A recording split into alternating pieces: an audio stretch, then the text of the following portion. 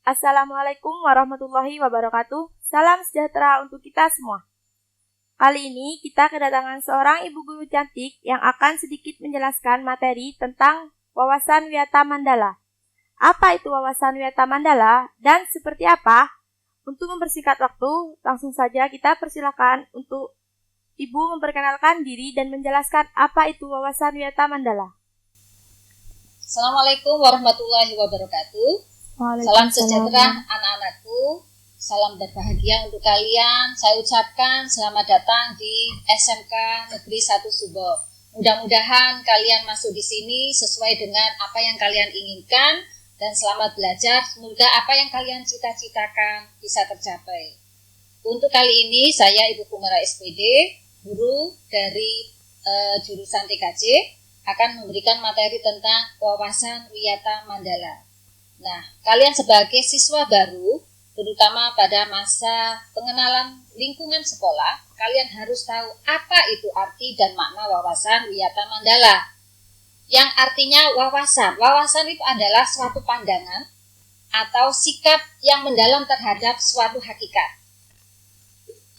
Wiyata itu adalah pendidikan, mandala itu adalah tempat atau lingkungan. Sehingga wiyata mandala sikap menghargai dan bertanggung jawab terhadap lingkungan sekolah sebagai tempat untuk menuntut ilmu.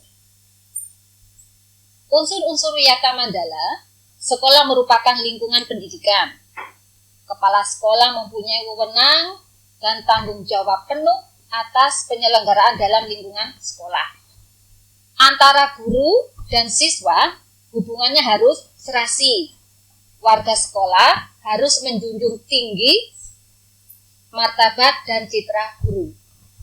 Sekolah harus bertumpu pada masyarakat.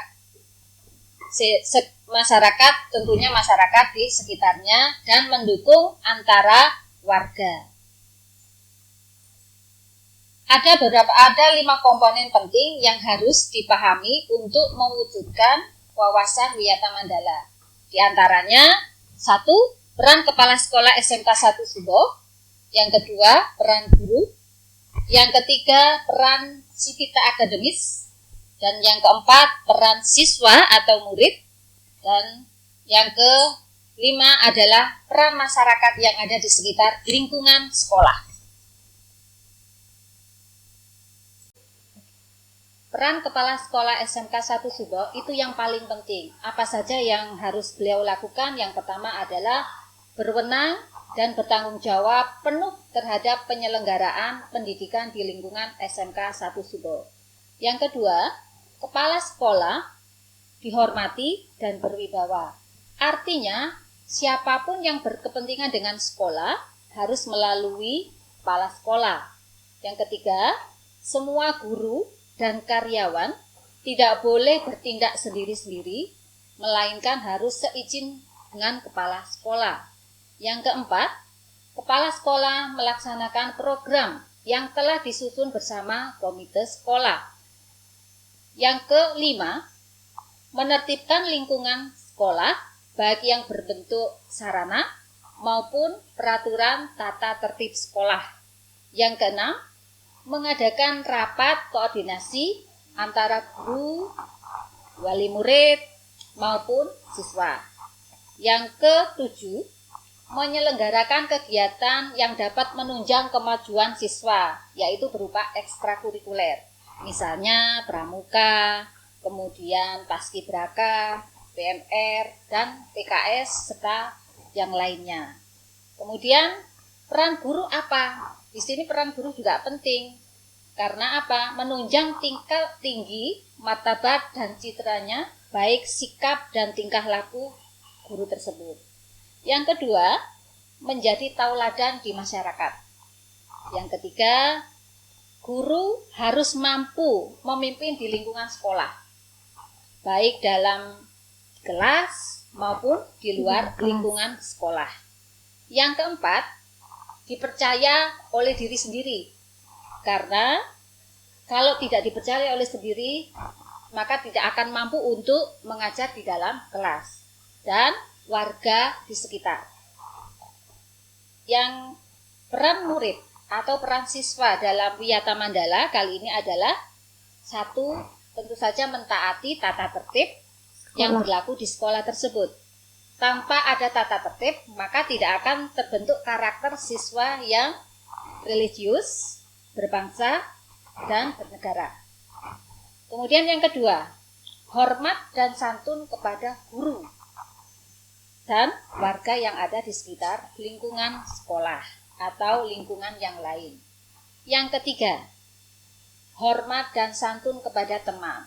Meskipun kita sudah berada di lingkungan sekolah, teman sejawat, kakak tingkat, ataupun adik kelas, seorang siswa harus saling menghormati tanpa harus melihat setara perekonomian atau tingkat kemampuan siswa dalam belajar. Yang keempat, belajar dengan tekun. Itu adalah kewajiban oleh seorang siswa karena dalam belajar insya Allah dia akan bisa meningkatkan martabat seorang siswa untuk mencapai cita-citanya ke depan.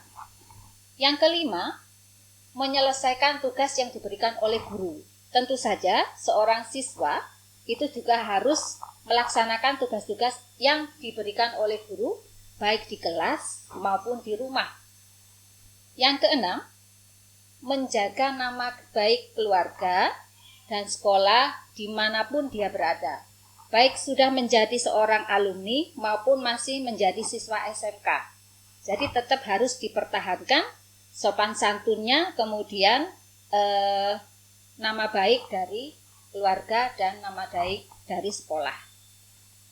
Yang kedelapan adalah menjauhi narkoba. Kita tahu saat ini kalau kita salah pergaulan maka berakibat fatal, terutama dalam masa depan siswa tersebut. Oleh karena itu, saya harapkan siswa-siswa SMK 1 Subo bisa memilih atau mencerna mana teman yang terbaik untuk dia dalam membantu pendidikan di sekolah tersebut. Dan yang ke-8, menjaga dan memelihara fasilitas belajar yang ada di sekolah. Tentu saja hal ini sangat penting, karena ini adalah penunjang dari sarana untuk proses pembelajaran dia di dalam sekolah. Baik itu misalnya pintu, meja, kursi, jangan sampai dia merasa ini adalah miliknya ketika dia menjadi siswa. Jangan sampai dia merusak, tapi harus menjaga, karena sekolah ini bukan untuk dia, tapi untuk kelanjutan masa depan yang akan berlangsung. Dan yang ke-9, menjaga keamanan sekolah. Kita tahu saat ini kalau kita tidak menjaga keamanan sekolah, maka siapa saja bisa masuk ke dalam lingkungan sekolah. Yang ke-10, melaporkan peristiwa negatif yang terjadi di lingkungan sekolah pada OSIS, kemudian pada guru, kepada wali kelas, dan kepada BK.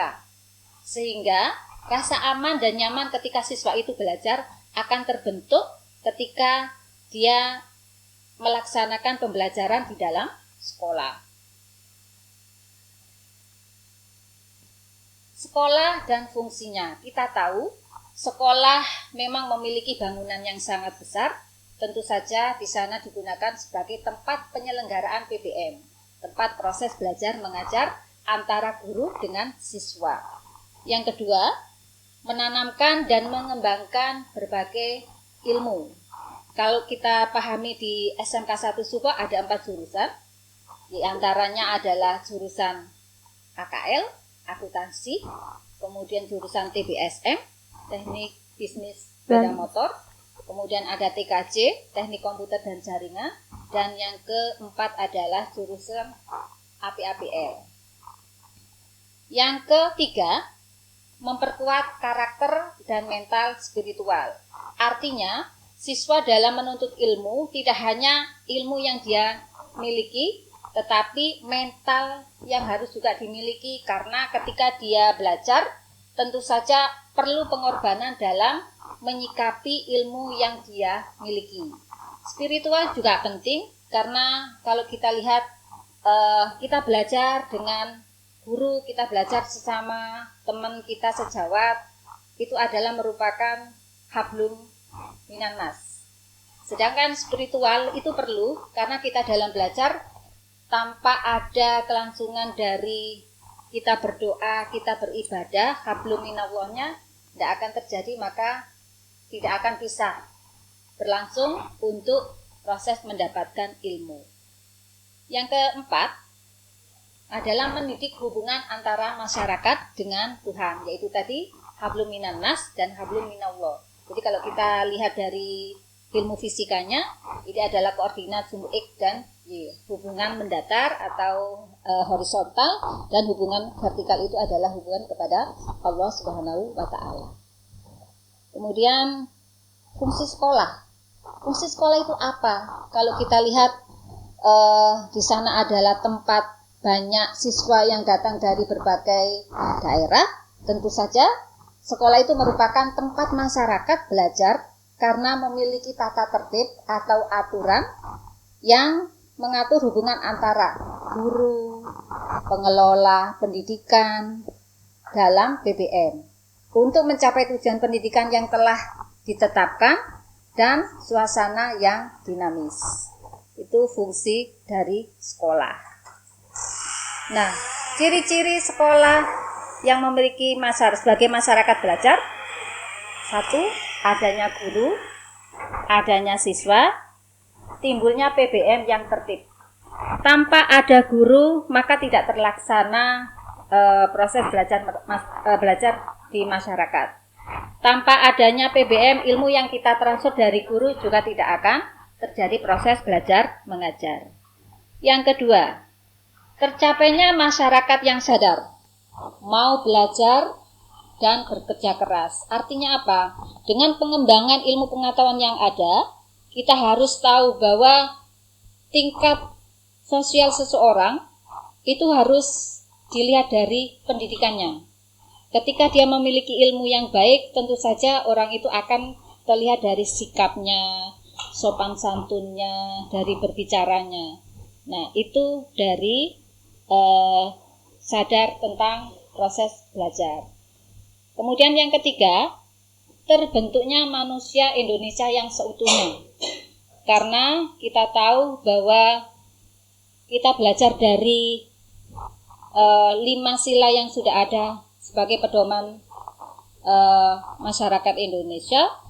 Kita harus paham bahwa manusia itu merupakan tombak atau tolak ukur dari adanya suatu negara.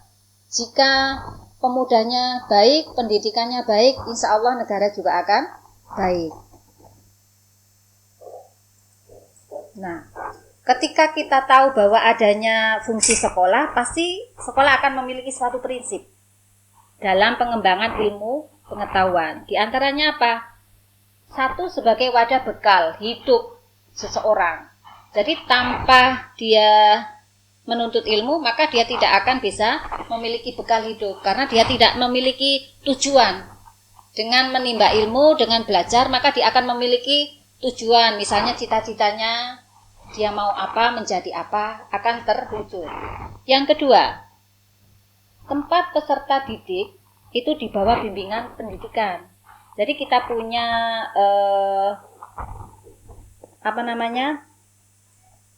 yang kita ikuti sekolah, misalnya sekolah SMK 1 Subang merupakan bimbingan pendidik. Yang ketiga adalah lembaga dengan pelayanan adil dan merata.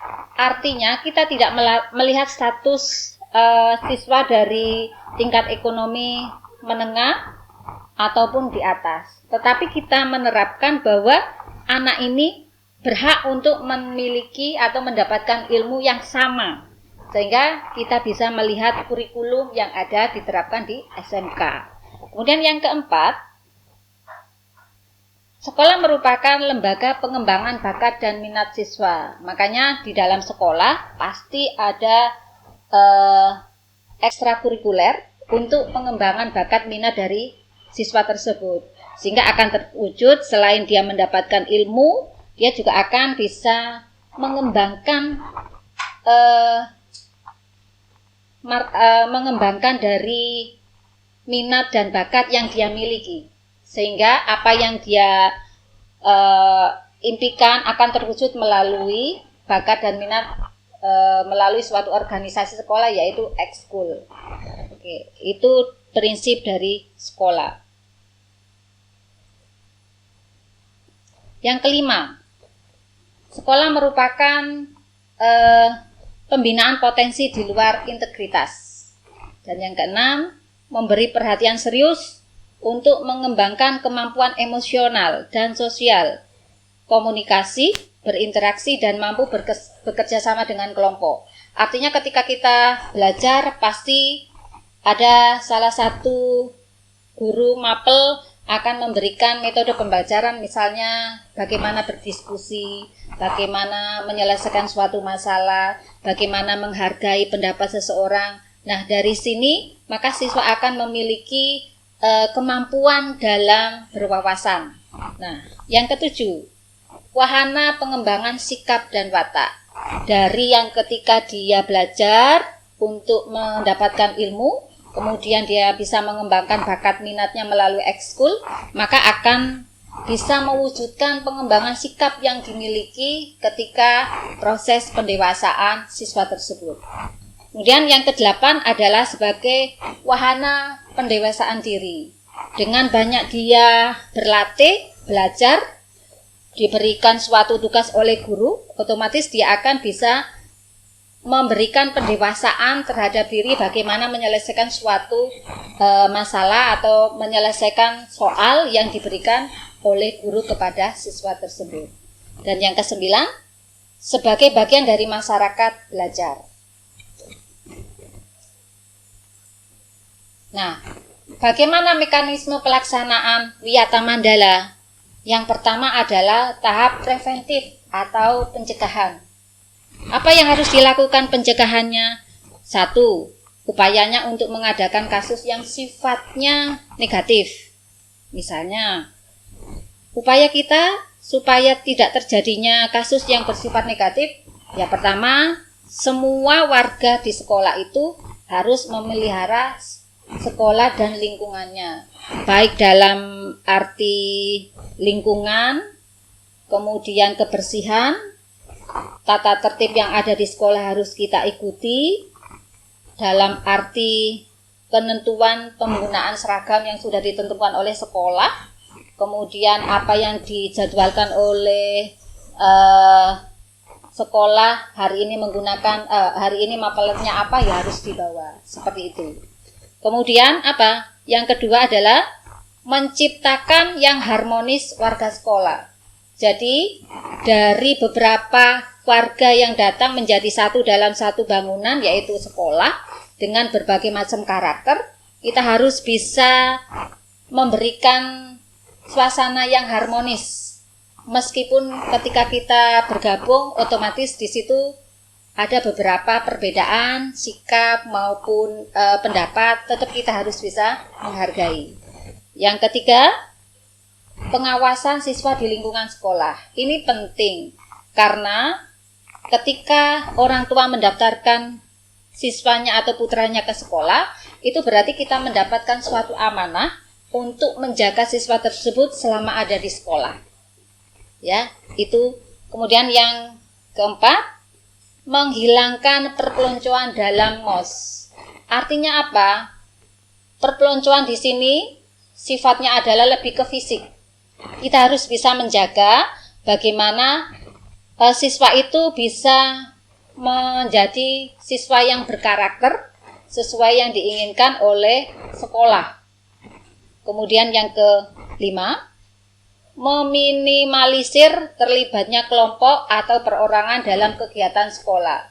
Misalnya dia pada saat daftar ke SMK, dia satu sekolah SMP punya geng, kemudian daftar lagi, dia berkelompok-kelompok, itu yang tidak dibolehkan. Karena hal itu bisa menjadikan suasana yang tidak harmonis, berpecah belah. Kemudian yang keenam, mengisi jam kosong dengan kegiatan ekstra. Jadi untuk mengisi kekosongan dari suatu pembelajaran bisa kita gunakan dalam ekstrakurikuler. Misalnya dengan membuat karya ilmiah, berdiskusi, nah seperti itu. Dan yang ke-7 adalah meningkatkan kegiatan ekstrakurikuler saat awal ataupun akhir selama dalam satu semester dan liburan. Jadi mengoptimalkan dari ekstrakurikulernya untuk menambah minat dan bakat siswa tersebut supaya lebih maju dan tidak ketinggalan dengan sekolah yang lain. Yang ke-8 adalah peningkatan ketertiban dan keamanan pada saat masuk dan pulang dari sekolah. Jadi pada saat masuk ada beberapa bapak ibu guru yang diberikan tugas sebagai piket untuk melihat kelengkapan, atribut, keseragaman, dan lain sebagainya. Nah, pada saat pulang, itu pun juga harus diperhatikan apakah siswa itu betul-betul sudah melaksanakan PBM selama hari itu dengan benar-benar sudah dikerjakan. Nah, itulah tentang Wiyata Mandala. Mudah-mudahan apa yang saya sampaikan bisa dipahami oleh siswa, terutama siswa baru, dan lebih ditingkatkan mekanisme dalam belajar, dalam berteman, dalam menegakkan suatu tata tertib sekolah, dan bagaimana bisa bermasyarakat di lingkungan sekitar. Mudah-mudahan apa yang saya sampaikan bisa dilaksanakan dengan baik dan bisa memajukan sekolah SMK Negeri 1 Subo untuk bersaing dengan sekolah-sekolah lain. Tentu saja itu harapan yang kita sampaikan, mudah-mudahan tercapai apa yang kita inginkan dan terwujud. Terima kasih. Billahi taufik wal hidayah. Wassalamualaikum warahmatullahi wabarakatuh. Terima kasih kepada Ibu Humairah yang telah sudi meluangkan waktunya untuk datang kemari. Semoga materi yang disampaikan oleh beliau tadi bermanfaat bagi kita semua. Terima kasih. Wassalamualaikum warahmatullahi wabarakatuh.